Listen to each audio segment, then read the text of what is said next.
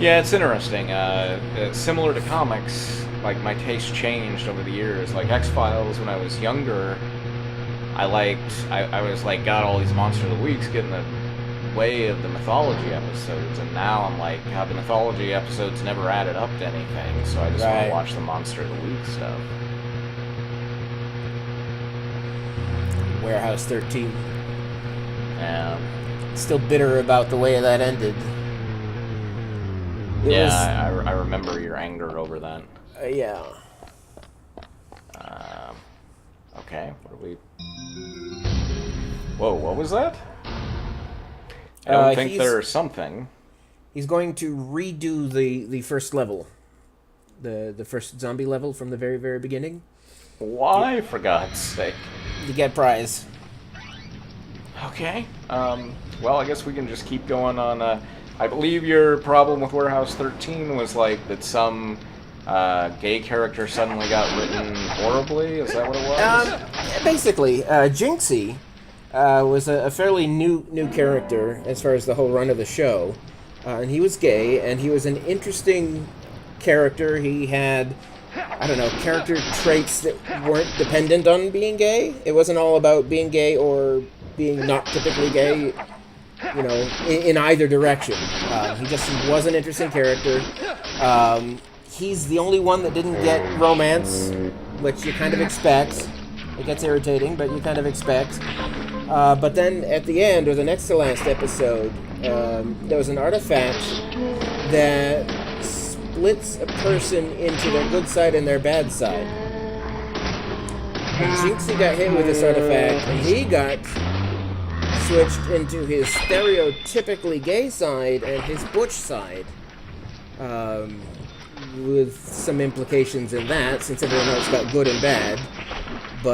And his stereotypical side was really offensive. And the whole episode was about him being gay, and when he got, quote, fixed, he became the GBF, the gay best friend of the female lead. I think they even used that phrase.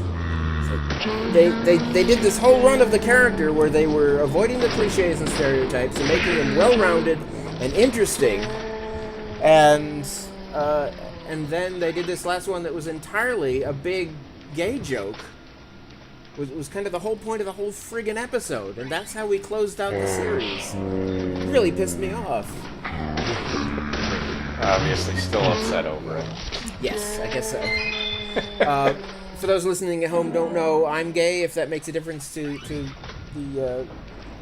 the conversation. It might be a little weird if you think I'm a straight guy getting that upset, but I don't know if it should be. I was gonna say, I don't know. I know that I always...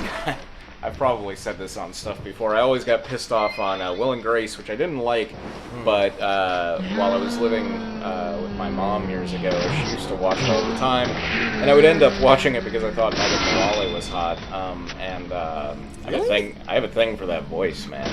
Really? Yeah, and okay.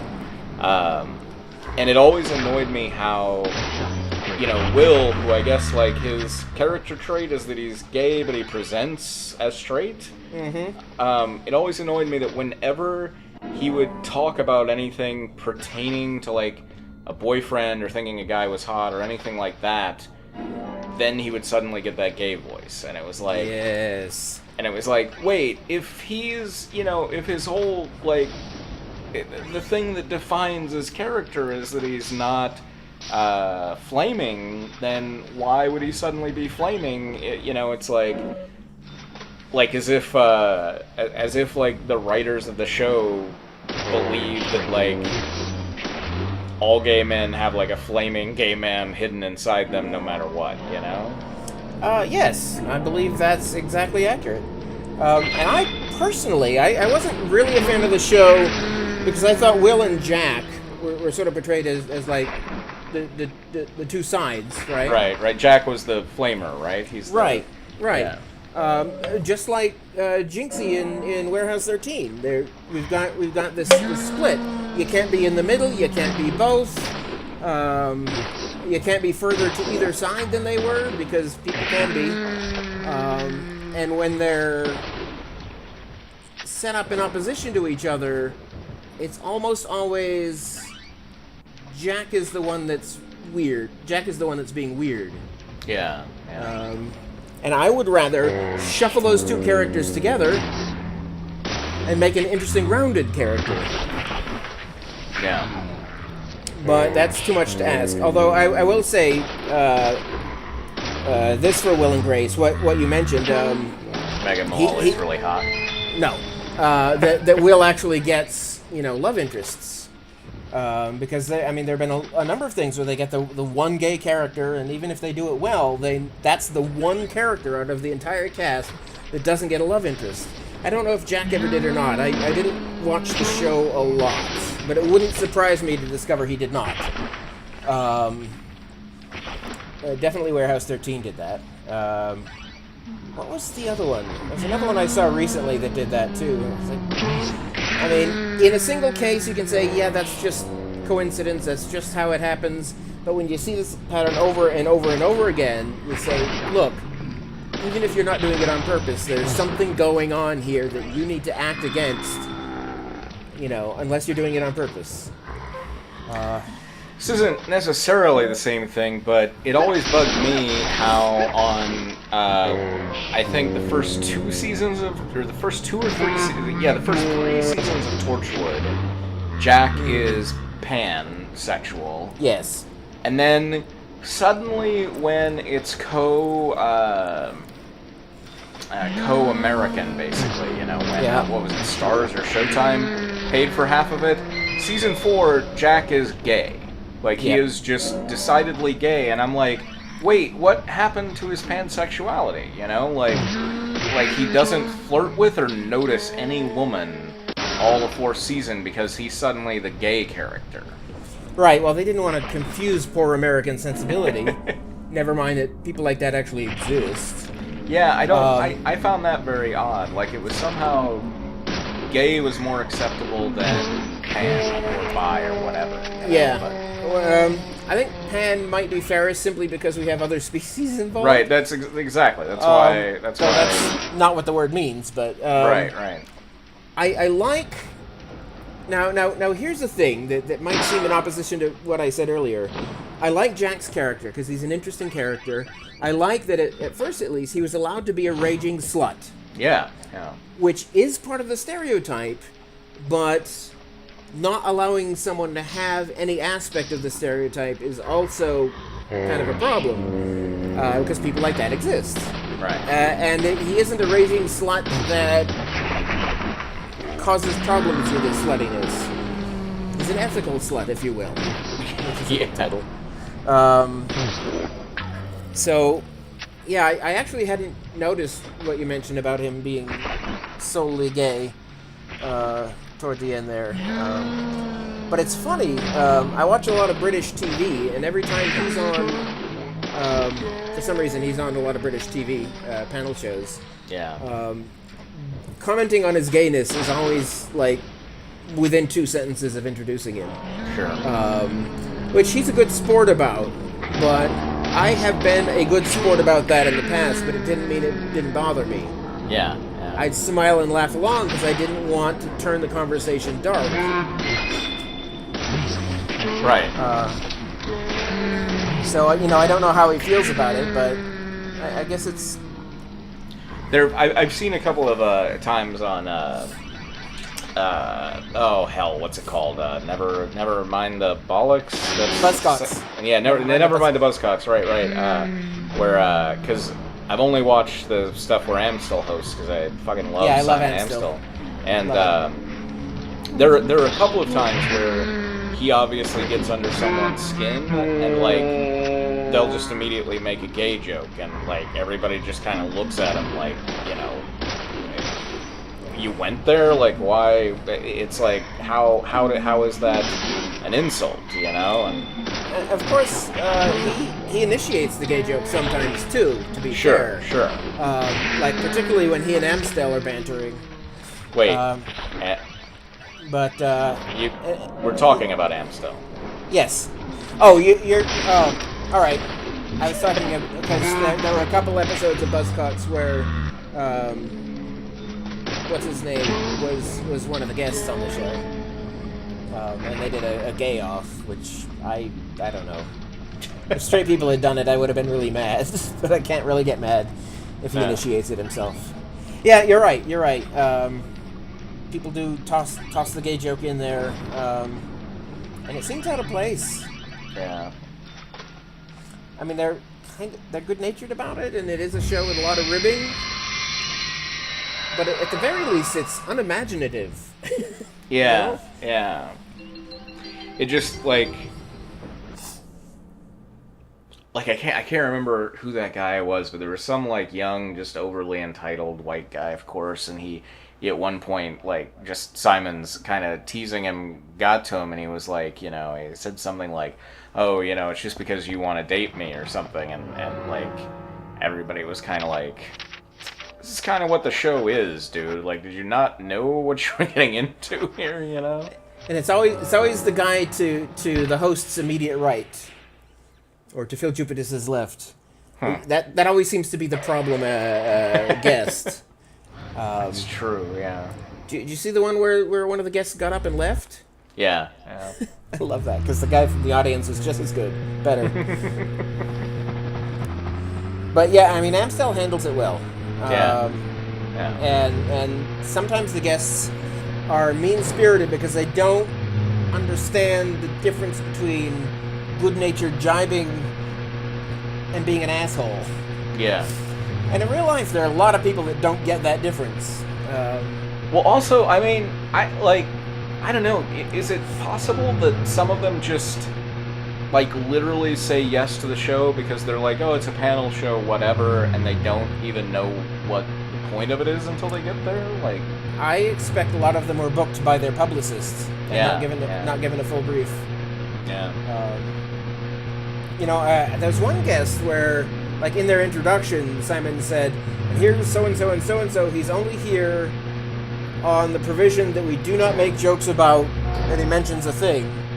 And so everyone's really obliquely, not quite, but almost making jokes about that topic, and it gets a lot more attention than if it said nothing. Right. Clearly, we just keep going by that sheriff's office and then... It's teasing. Son of a bitch, Geekmeister. The high school.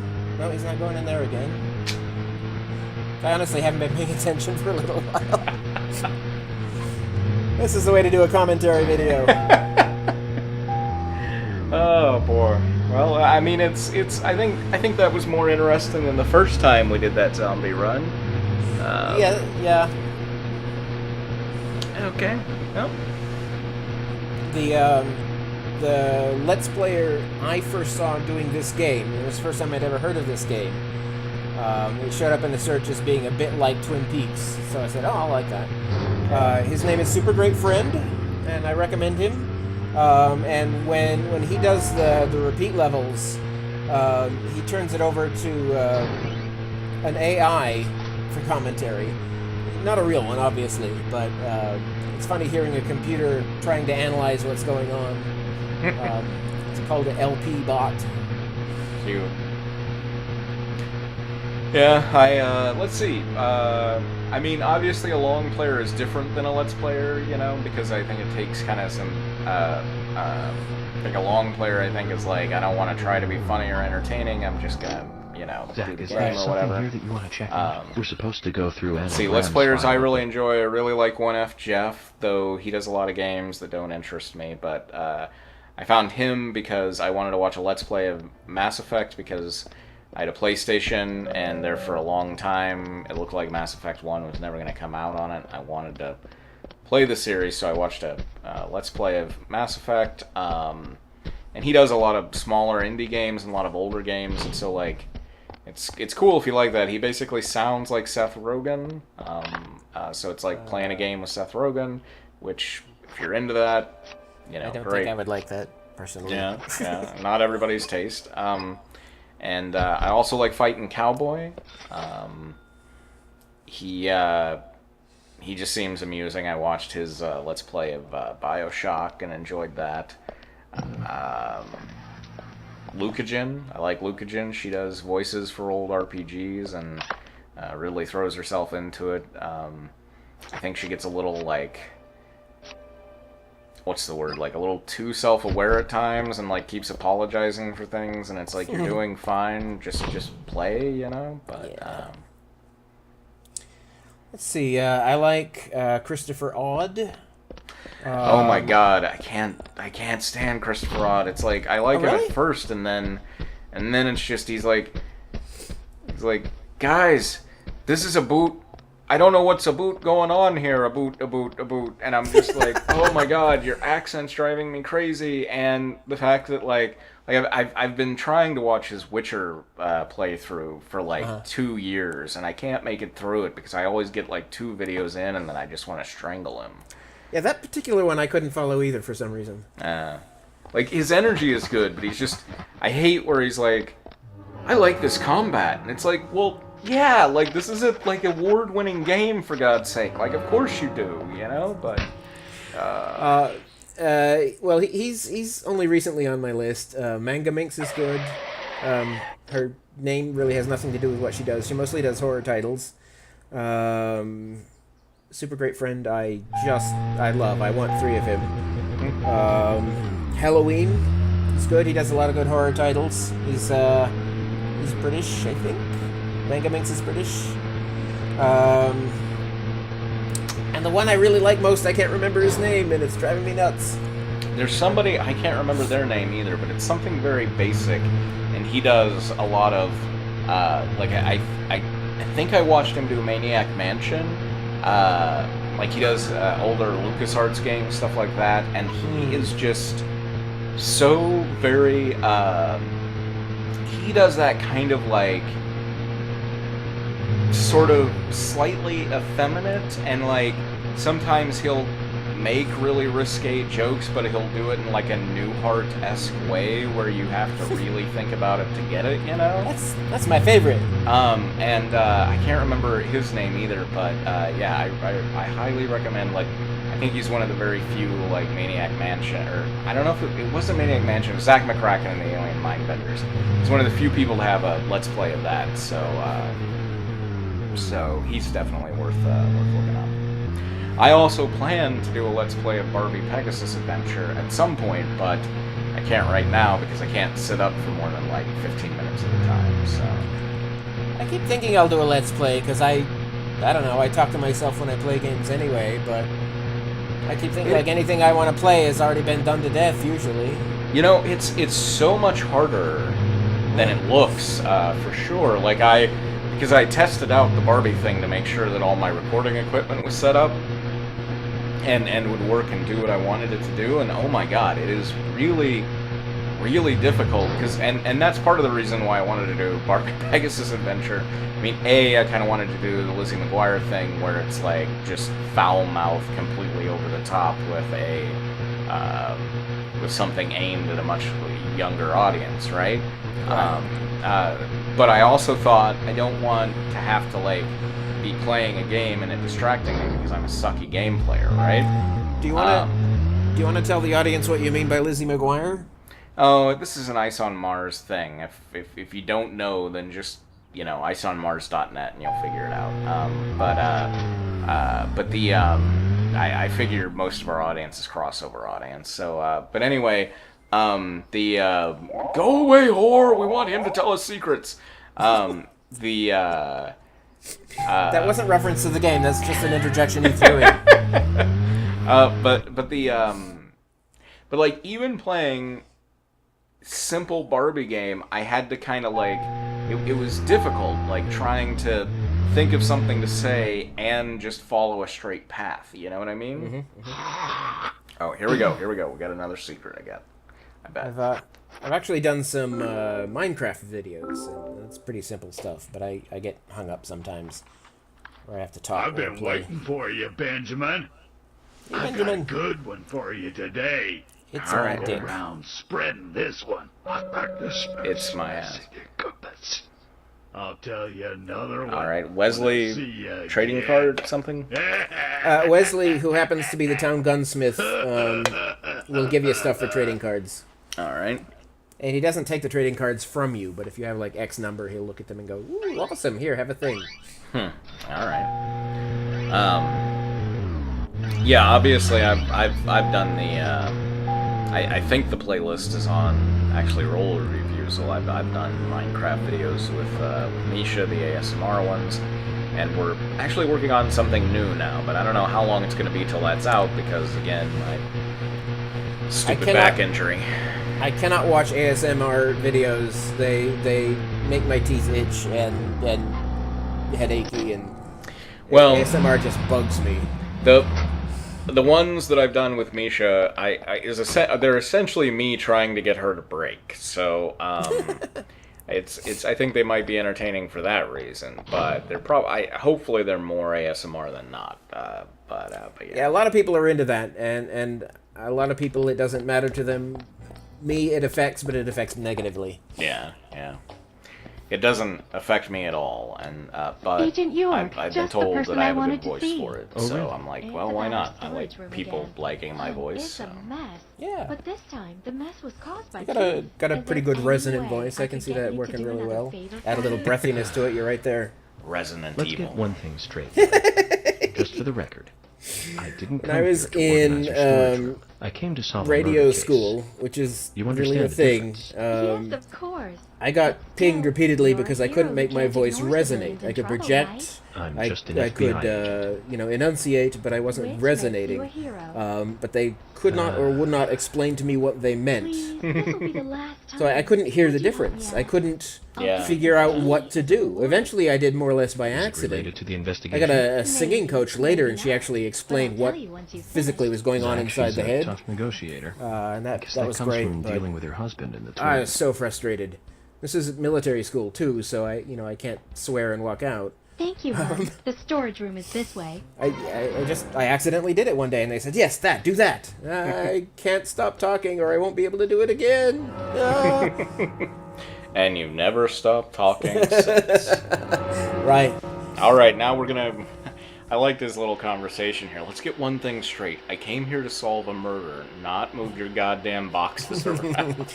It took her three times before he spoke up.